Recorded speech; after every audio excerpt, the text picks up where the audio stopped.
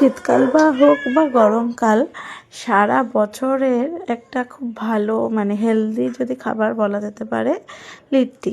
যদিও আমি এর আগে লিট্টির একটা রেসিপি দিয়েছি, তাই আজকে আর বেশি কিছু বললাম না। শীতের সন্ধ্যা, প্রচুর ধনেপাতা এনেছিলাম, আর সাথে ছাতু ছিল ওই বাড়িতে, দেখেই মায়ের মনে পড়ে গেল যে ধনেপাতার চাটনি দিয়ে লিট্টি হয়ে যায়। আর রাজেরও এটা খুব প্রিয়। আর তার সাথে হচ্ছে এই পুরো একটা ডিপ ফ্রাই জিনিস, কিন্তু যখন তুমি ভাঙবে খাওয়ার জন্য, এতে কিন্তু তুমি একটুও মানে ওই তেল জবজবে ব্যাপারটাই থাকবে না। এটা একটা মানে দারুণ ব্যাপার।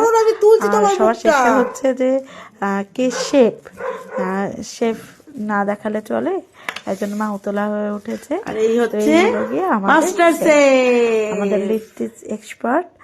দারুণ খেতে ছিল।